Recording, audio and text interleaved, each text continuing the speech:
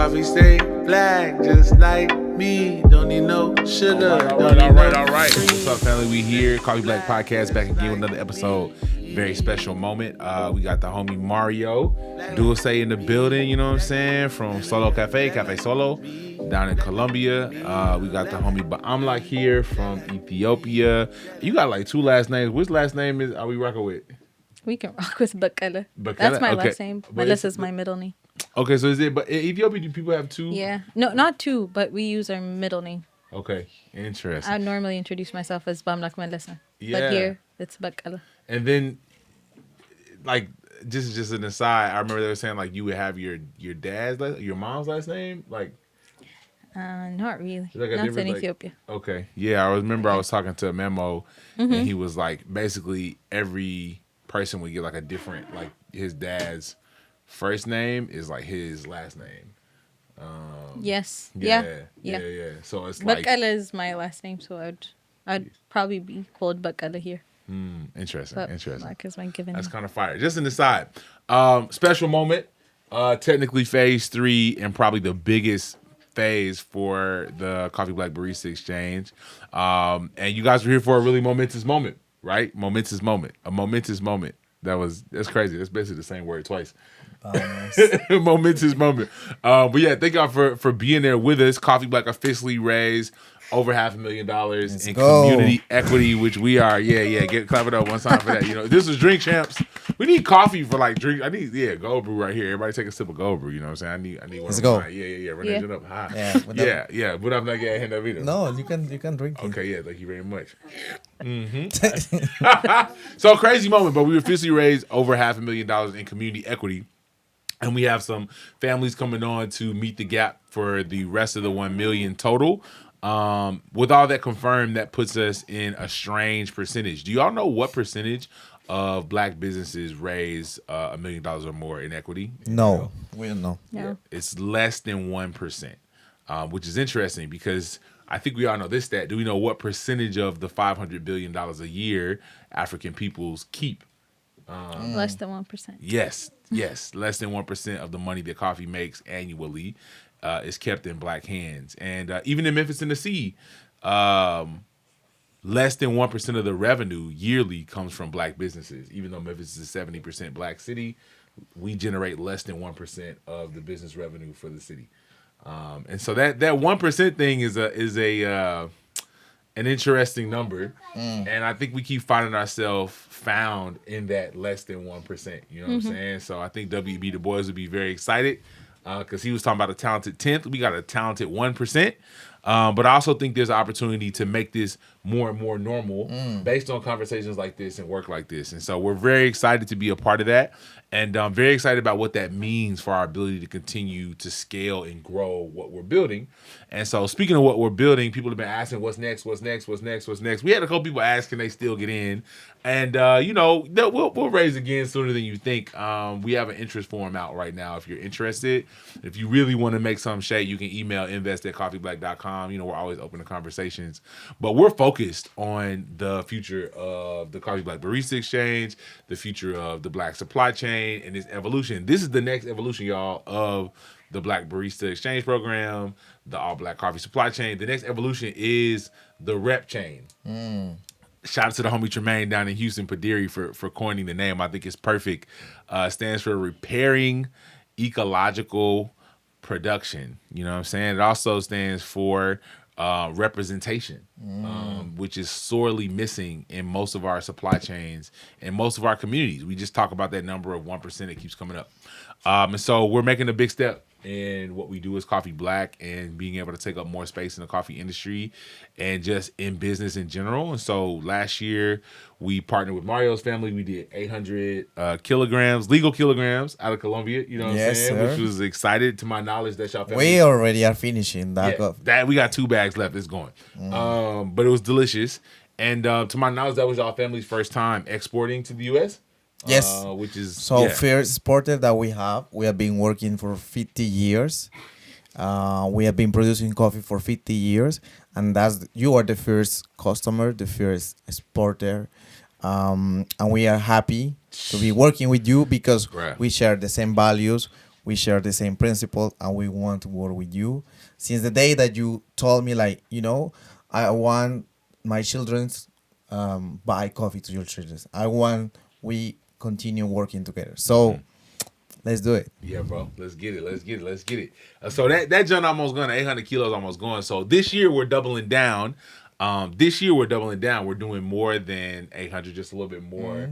We're actually including. We're doing 10 metric tons with our Afro-Colombian homies and indigenous homies down in Colombia, which is crazy. So what happened? Did the farm like double or triple in size? Like how are we doing that? So we decided to work with other producers, neighbors, family, because we have most of the family work with coffee production.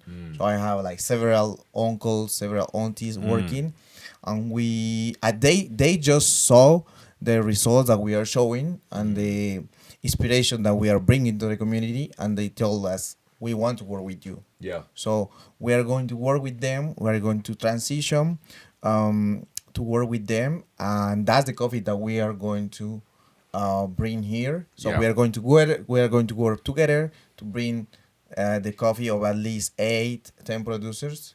We are going to put all that coffee in a container, and we are going to send it from Colombia to New Orleans, maybe. Yeah, I think New Orleans is the plug. You know what I'm saying?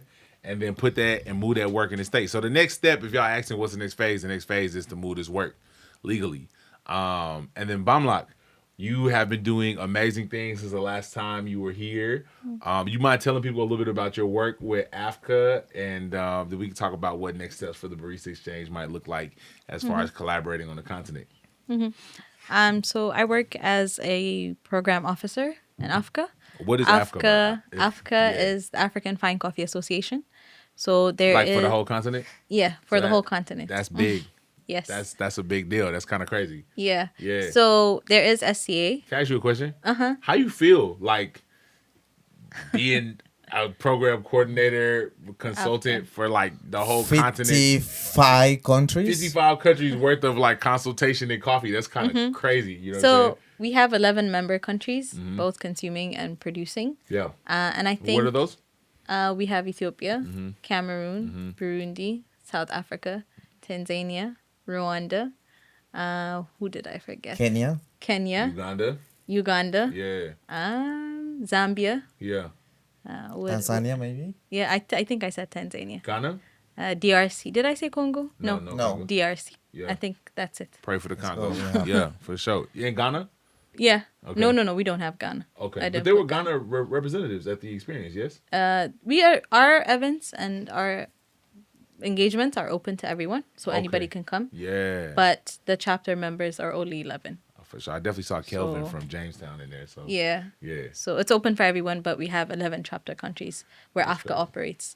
How does that feel? Like, I know, like, is this something you wanted to do for a while? Like, you know what I'm saying? Yeah. Like, that's kind of crazy. Yeah. Like, you in the Wakandan Coffee Federation is kind of wild. You know what I'm saying? Like, I think it's been a wonderful experience because I had a chance before coming here on the exchange to compete at the regional level for African Barista Championship. Oh, wow. Right before I joined AFCA. Okay. And now it's been a great privilege for me to be a part of the team that actually organized it. Wow. So we just organized it in Tanzania back in February. Yeah. And so being a part of these experiences that shape the coffee industry, that empower and voice farmers and producers and exporters in the African continent, I think it's important. And also having the privilege also of organizing together with my team the Taste of Harvest competition. It's like the Cup of Excellence, but it's an AFCA brand.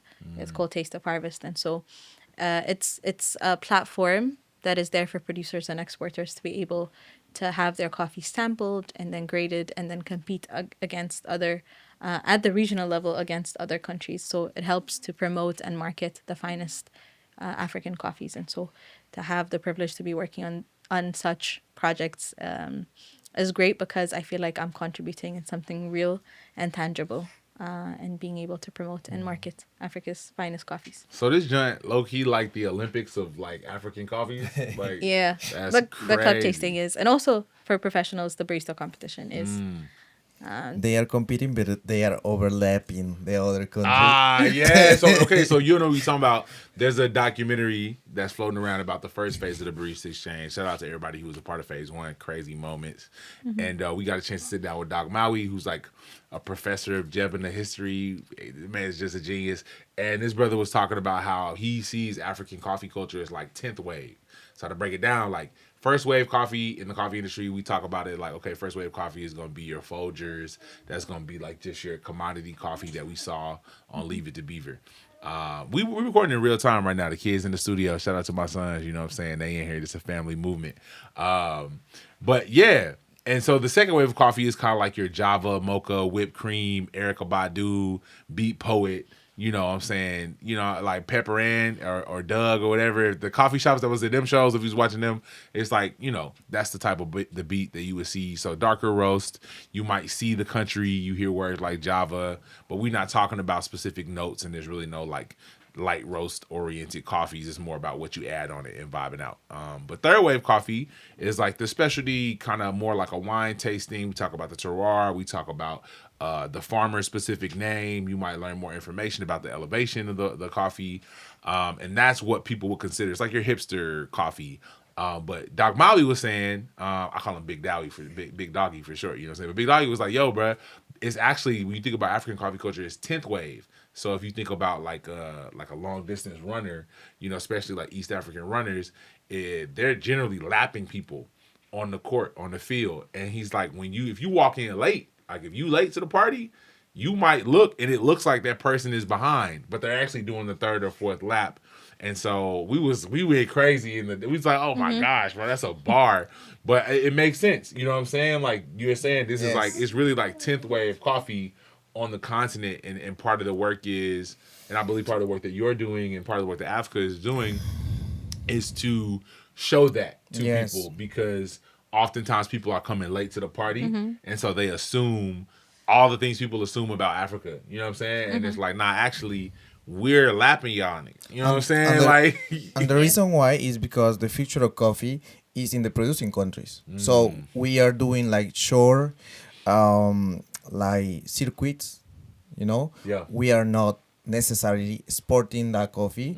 We are doing production, we are doing fermentation, we are doing roasting, we are doing competition of baristas in the same place. So it's a short circuit. A shorter feedback loop. Yes. So that's the future of coffee.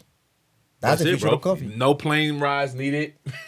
No translators needed. You know what I'm saying? Like, it's happening at origin. And I think that makes sense in the tech world, where people are like, okay, why do people move to Silicon Valley? It's because you can find everyone you need to build the company at an after party, at a coffee shop, or at some cocktail bar, and it just makes it easier to recruit talent and build something. And I think that is the potential of the future, and the reason why we should be investing. Yes. And as Cxffeeblack, there's a reason why we're building a supply chain centered and rooted in Africa and its diaspora, is because we really believe, one, that matters for justice. We believe that matters for what we've been told by God, but it also matters for innovation in the sake of the industry as a whole in the future. Like, there is no future of coffee if we do not invest in Africa.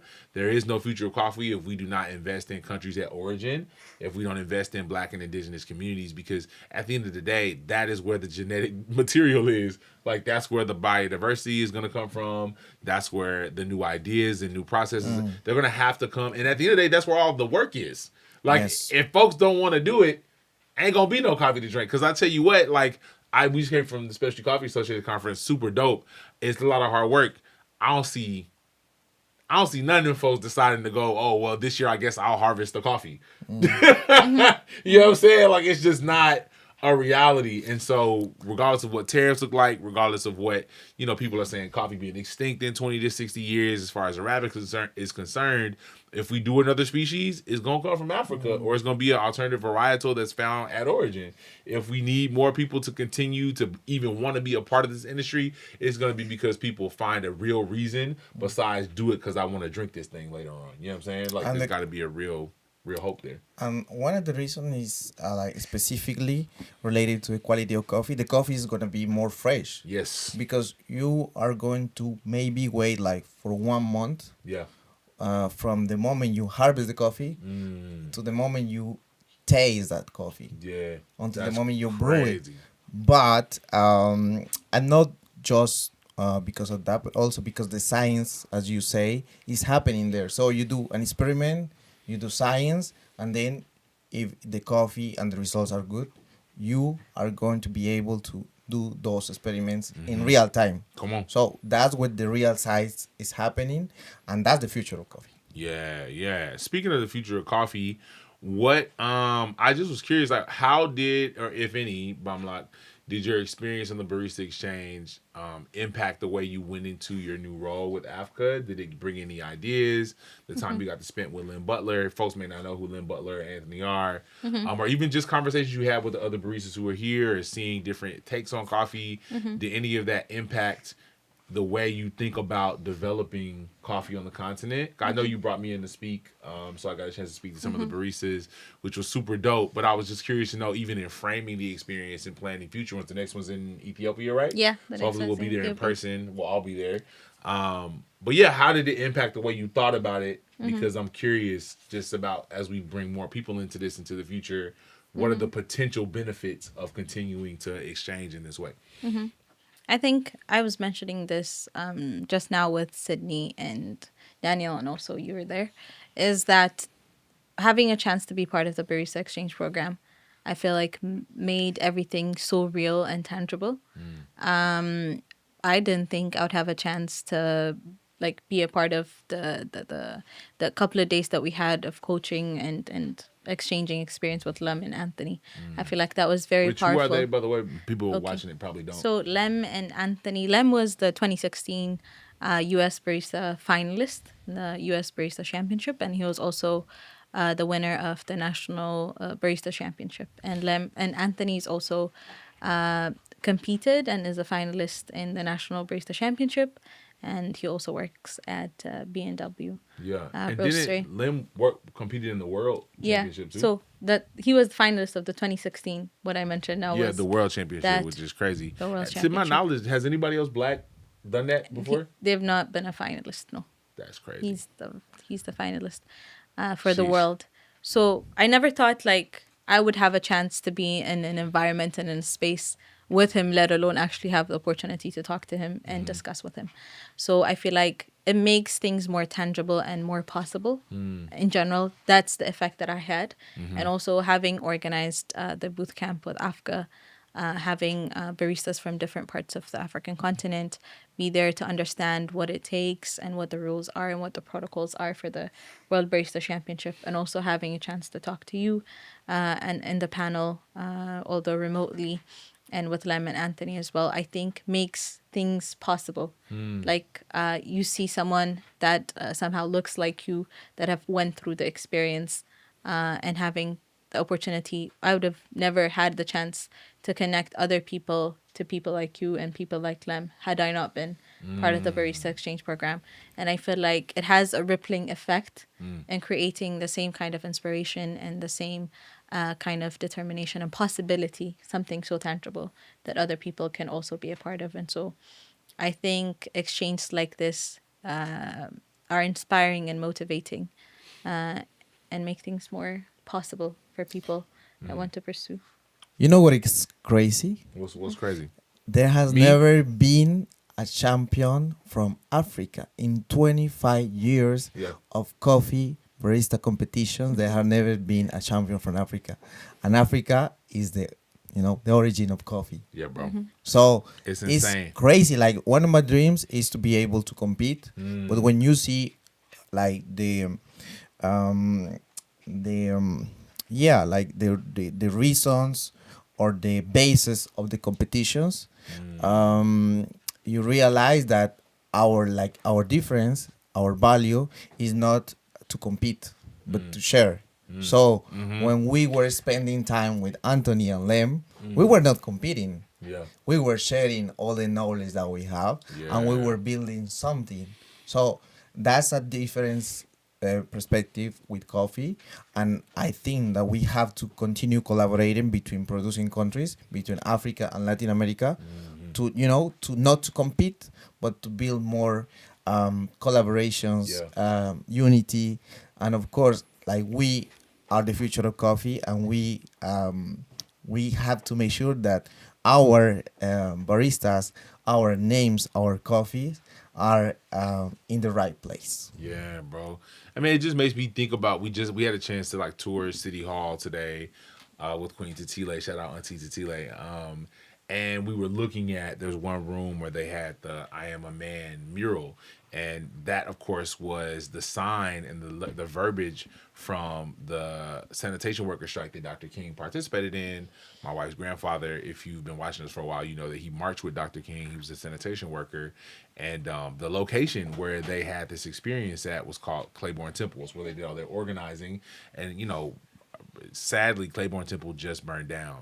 And I have my own thoughts around, like, it just seems, you don't find that suspicious. You know what I'm saying? I do. I do. You know what I'm saying? Like, it's, you got to kind of joke to keep from feeling terrible, but it's like, man, this is why I think Claiborne represents what is needed. Like, you need an institutional space to share, plan, collaborate, brew, plot, plan, strategize, organize, repeat. Like, you need a space to be able to do that. And I think for the diaspora within coffee, that space and those institutions have not existed. And so seeing places like Africa begin to be more normalized, seeing the Coffee Coalition for Racial Equity, if y'all know what that is, go look that up, be able to be organized. But this is part of what Cxffeeblack hopes to contribute through the Barista Exchange Program and the REPchain, which we'll get into in a minute. But all these things and organizations are really so that we can have a place to begin to share and strategize. Because when you look at how colonialism worked, it wasn't haphazard. It wasn't a freestyle. Like, the Scramble for Africa happened from a meeting in Berlin, I believe, where people took a map and shared resources about how they were going to pillage the continent. And I think that if we think about how do we create this future where, of course, Africa has, and the continent has, and Latin America has, and even Asia and the Middle East, like, the producing world has all the resources. And if we look at the diaspora, all the ideas and the art and the culture are coming out of these communities. But if we don't take the time to talk amongst ourselves and to plan and strategize about how we want to help the planet, about how we want to leverage these things, not just for a quick capitalistic sprint, but for a long-term sustainable thing that benefits the whole planet. If we don't take that time, you don't end up with, the Civil Rights Act or movement. We don't end up with these spaces. We didn't even end up with a barista exchange there were several phone calls with people like Lim and Propaganda and Twiz, and there were a lot of Zoom meetings and planning that took place to figure out how we could leverage all of our influence to gain partnerships with people like Vanderbilt to be able to make something like this happen. People like Mir, people like Civets. We have to have those spaces to organize. And so to that extent, how do you see the future of the Barista Exchange Program and these kinds of relationships being a part of the future when we think about what it looks like in the next 5 years, 10 years, 50 years, so on and so forth? What does it look like for us? How does these kind of exchanges play a part in building that future where we do have an African descendant who is not just a finalist? Shout out to Lim. He's the only person to even be a finalist in top 5. But we want to see someone win. And Lim has said on record, he's down to help and train and collaborate and leverage resources, even if it can't be in person. Anthony's down. I mean, we have a long laundry list of people who are like, I'll leverage what I have, whether it's as an artist, as a creative. We had a meetup in Houston with people who literally, it was, I think, 30 plus people who literally signed their name and said, I will leverage what I have to be able to help make this a reality, where there's a supply chain that represents us all the way through. So if that's the case, and if we're willing to do that, then how do these exchanges play a part in that in the future? And then Mario, I would love to know for you, we talked about like the future being in producing countries, and your family has actually been working with, I think, what is a dope model for what some of these futuristic ideations and innovations can look like. So, and then I think we're about to wrap up because Ryan's in the back telling me we got to wrap it up soon. So, Beamlak and then Mario. I think part of what we've been talking about, discussing on our way back from New Orleans, was how to carry this on as part of the people that were participating in the Barista Exchange Program, both as exchange participants, but also people, like you said, people that have had, that have mentioned their interest in continuing this on. I think it takes organization and coming together and planning it out and making sure that it's done. I feel like with the opportunity that we had to share how our experience went with the barista exchange program, I feel like we've also built an audience that shares the same value with Coffee Black, and then also with everybody that had a chance to participate. So I think moving forward would be putting everybody together, not on a physical table, but literally having everybody together to build another plan of how this extends and becomes a rippling effect to So we gotta others. have a cookout. For sure. Okay. Say less. We gotta have a fish fry. We gotta have a cookout. We gotta have a cipher. You know what I'm saying? That makes sense. I dig that. I dig that. And bro, would you mind sharing a little bit about what your family is doing as far as experimentation? Because some of that stuff is gonna be on these 10 metric tons that come over. Yes. And just share a little bit about like what the kind of science y'all are cooking up on the farm right now. So me, principally my family, Yeah. my mother and my father, they have been trying to keep the legacy alive. And that's important because we learned to grow coffee naturally, because that was like the diary activity. But then we decided to move forward and to do production. We decided to move to roasting. We decided to move last year to open a coffee shop. And now I'm doing research on coffee. Don't they call that being, what they call that, vertically integrated? Yes. Yeah, that's yes. crazy. So, yeah, like following that experience, I think we can empower other producers to do the same, and that's what that's what I think that is important. We are companies who are already doing a great job, and we are collaborating based on those values and on those principles, and I think we have the capacity to empower those new generations of producers, of people working with coffee, to create more possibilities with coffee.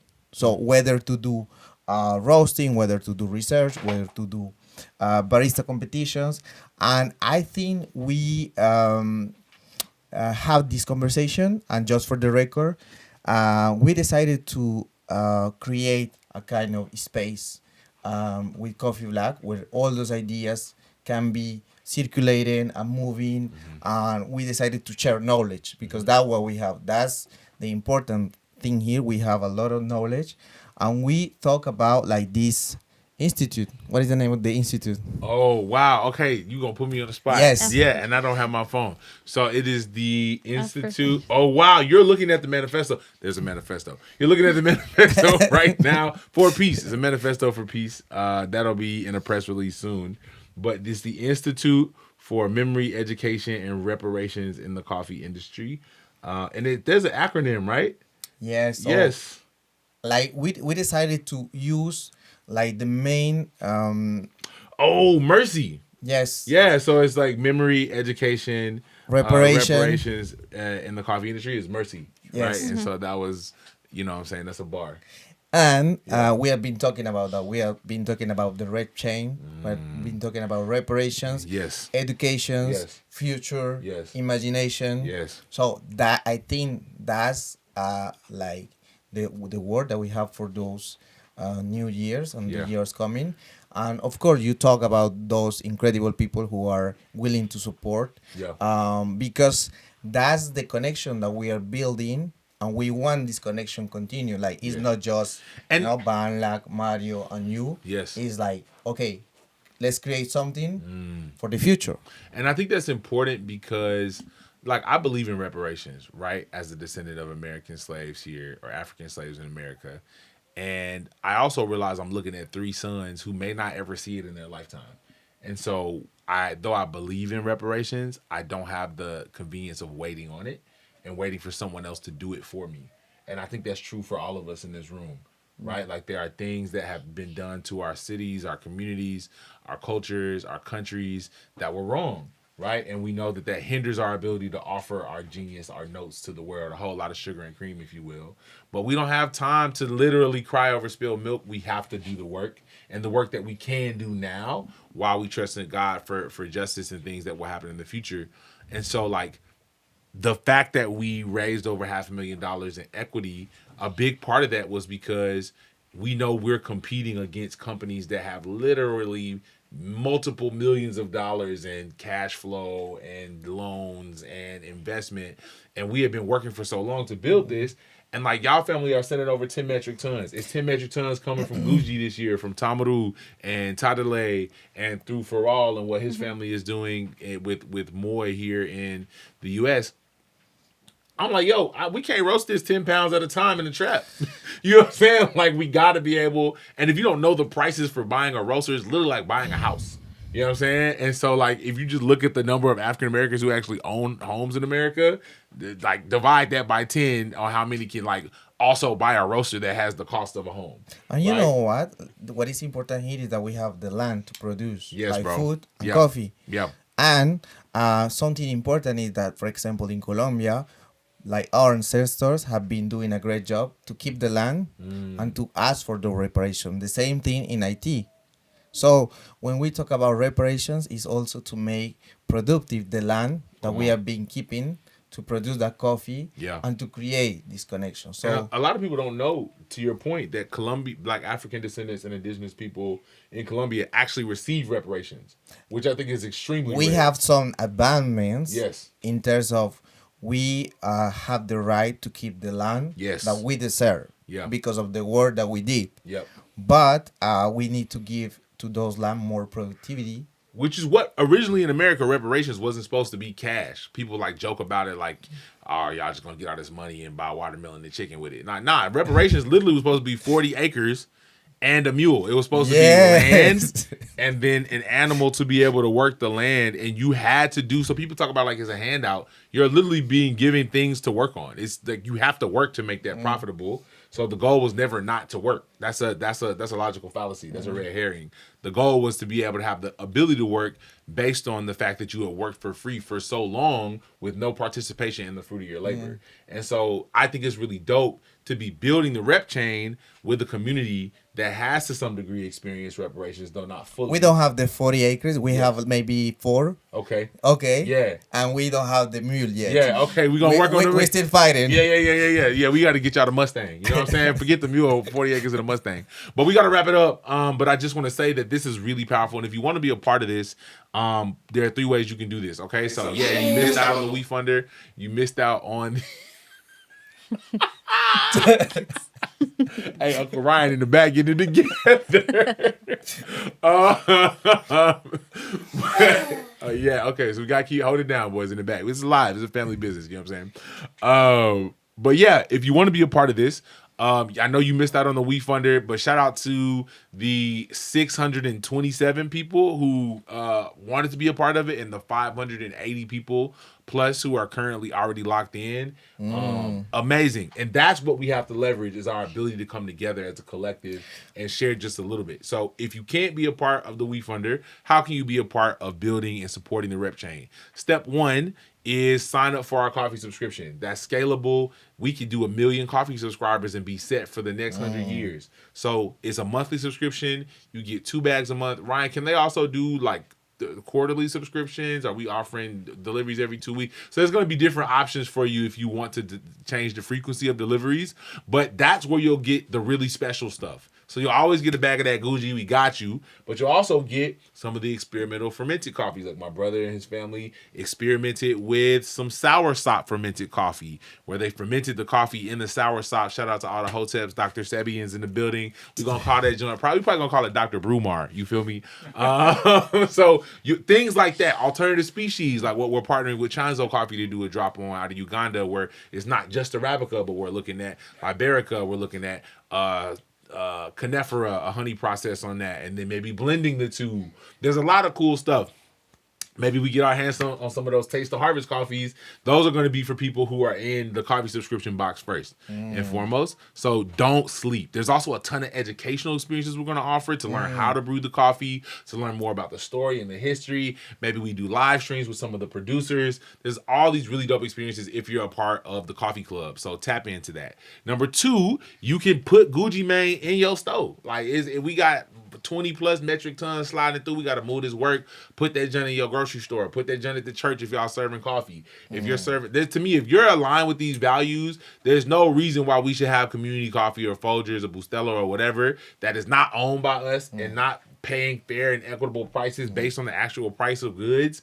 And honestly, they taste like boo-boo. You know what I'm saying? So like, there's no reason you taking the L on 3 different accounts. It's unnecessary. You know what I'm saying? It's enough L's in life without taking the L on your coffee. Somebody put that on the shirt. That's groovy. You know what I'm saying? Get hip or get Folgers. All right. Number 3 is you can actually partner with us on being a part of some of these educational experiences live. So we're going to be offering coffee cuppings, tasting, speaking opportunities, event rentals, all kinds of things where you can actually book Coffee Black to either be with your community in person or to be a part of something virtually. So all those are really dope. Sign up for those. And if you like, hey man, I missed out on the opportunity, but my family has capital we want to leverage towards supporting this, and you want to make a larger investment, like we're not taking investments now, but we're always taking conversations. So you can email us at invest@cxffeeblack.com to be a part of what's happening next. So that's all I got. Any last words from the family that came all the way from other lands all the way to this land? And, you know, we celebrating the motherland, you know what I'm saying? Right hand, left hand, this hand.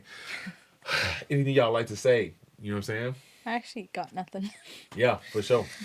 Take your time every day, and thank the producers that work every day. It's a difficult job.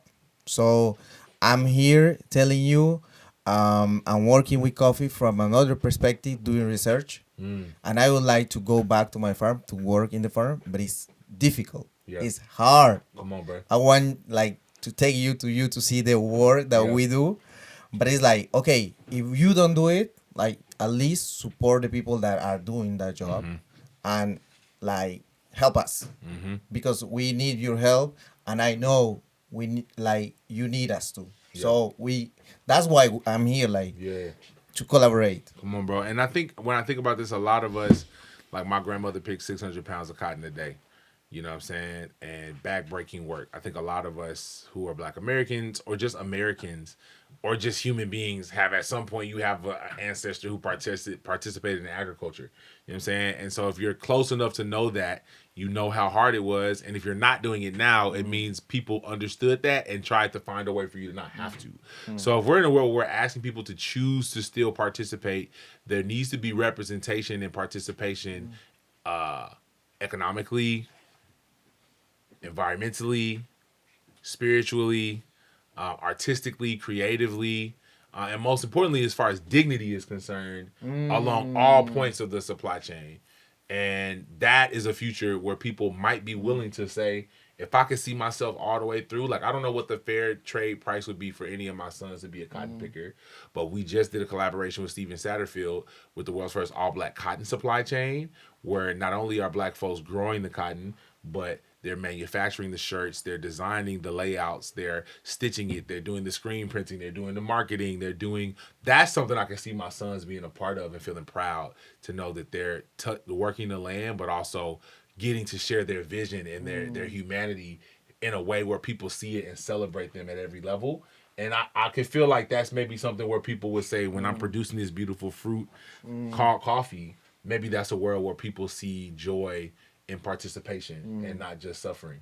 And we don't want to be the 1%. Come on, bro. Like, yeah, I think we are in Colombia doing this 1% too. Yeah. But we don't want to be alone. We want other producers to do the same. So that's why this is important. Yes. And that's why we have to build institutions, which is why we're asking for your support. Because institutions don't exist because of individuals. They can start that way, but they exist and they continue because communities rally around them and they occupy that space with their love. And so that's what we're asking for. So yeah, check out the coffee subscription. Put Gucci Mane in your establishment. And if you're interested in a more significant collaboration or maybe even an opportunity to open a Coffee Black or a coffee club in a space near you, email us at invest@cxffeeblack.com. Keep that coffee black. May your house lack no coffee nor peace. We about to go hit the studio real quick to cook up a couple vibes. Thank y'all for y'all time. See y'all next episode. Peace. Coffee stay black, just like me. Don't need no sugar, don't need no cream. Coffee stay black, just like me. Black like me, black like me, black like